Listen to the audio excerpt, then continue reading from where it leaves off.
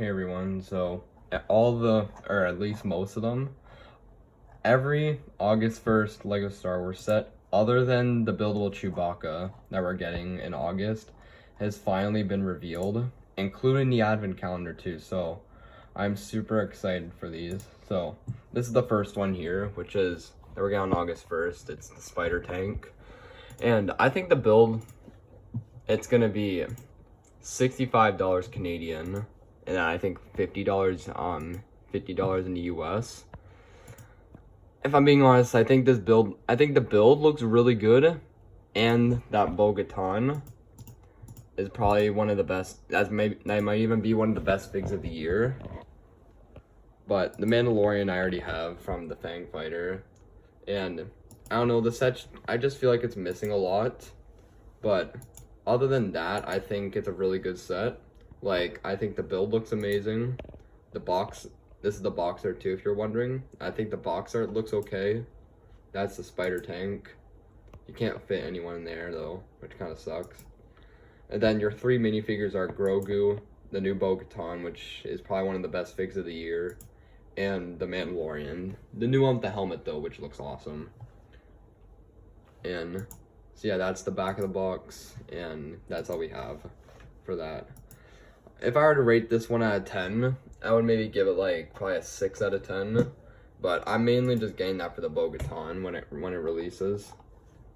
I know I'm not really screen recording this, guys, sorry, but I don't know, my screen recording thing just isn't working. Now next up we have the Boba Fett mech, which is going to be $20 Canadian. And all these sets as well, all these sets except for the advent calendar come out August 1st. So this is the Boba Fett mech.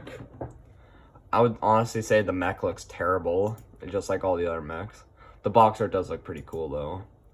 And the Boba Fett side shooter with the gun, that's the back. But however, I am gonna say though, that Boba Fett again, just like the Bo-Katan, I think that's probably one of the best figs of the year. If I were to rate this one out of 10, I would maybe give it a solid 5 out of 10. Mainly just because, mechs just look terrible, if I'm being honest. And then we got this set releasing July 1st, but we already knew it, the new 4+ Jedi Temple. This one was revealed months ago, so you guys probably already know about it.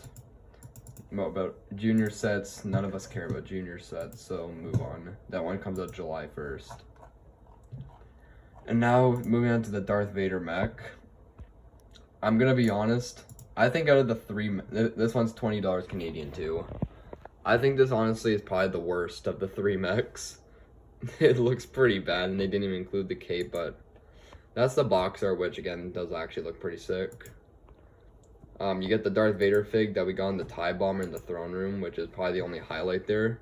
If you don't have that Vader fig yet and you really want it, but you can't afford the TIE Bomber throne room, this is your chance to get it. I would rate this one probably a solid 3 out of 10, honestly. I just don't like the mechs, and I don't think anybody else does. Now for the final mechs, last for the mechs here. Again, these mechs have been revealed a while ago, but we got the Stormtrooper mech here. Stormtrooper mech actually probably looks decent, I think.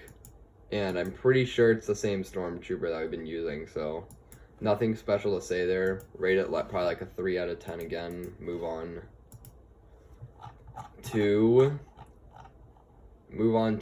probably one of the more underrated sets of this summer, I think, is the 332nd Battle Pack. I don't know why people are hating on this so much. I think this looks like an amazing battle pack. Yeah, like you get, so this one is gonna retail for $25 Canadian. Oh, and they also called it 332nd Ahsoka's Clone Trooper Battle Pack.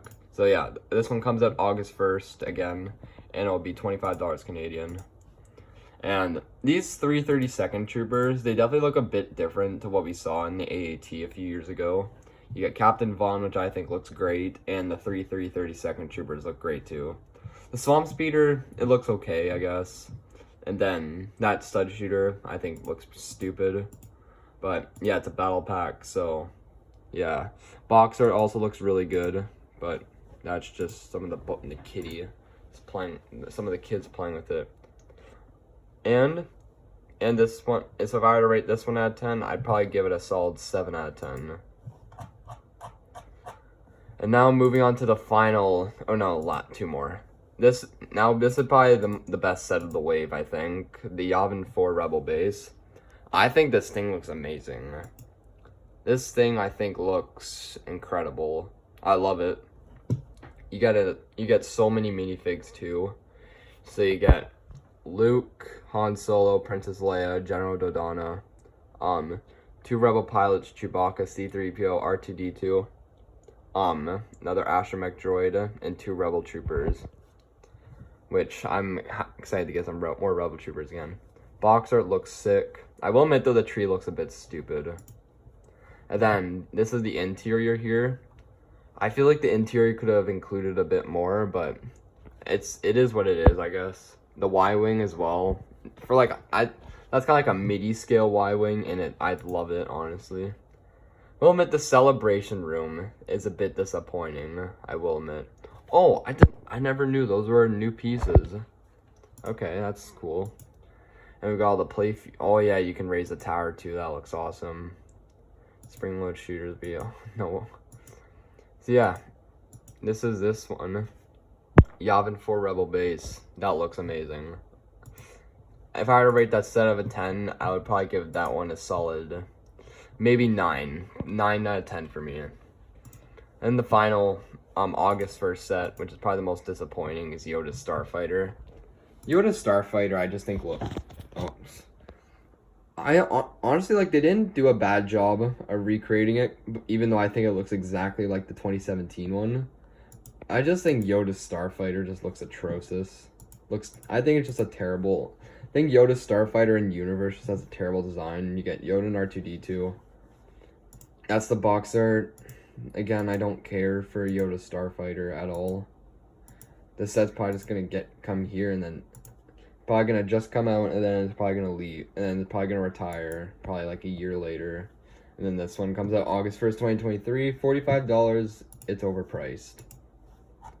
And finally, the advent calendar for this year, which comes out September 1st. And I think this is a pretty good advent calendar, I would say. It just feels like it just feels like it's similar to what we had last year a bit. So we've got a battle droid. We get battle droids in literally every advent calendar. We got for the minifigs, and we got a 212 trooper, which is probably gonna have the misprint. Actually, yeah, I can see it has the misprint. And then we have the holiday Ewok, Omega, a droid, or a reindeer gonk droid, a Christmas sweater, Emperor Palpatine, and then we have Princess Leia.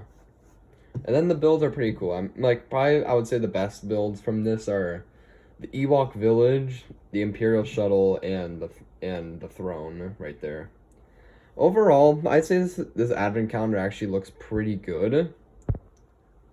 This actually looks like a pretty good advent calendar, if I'm being honest. The only thing but like the Palpatine kind of reminds me of the Vader from 2020 a bit. But yeah, it comes out in September 1st, and again,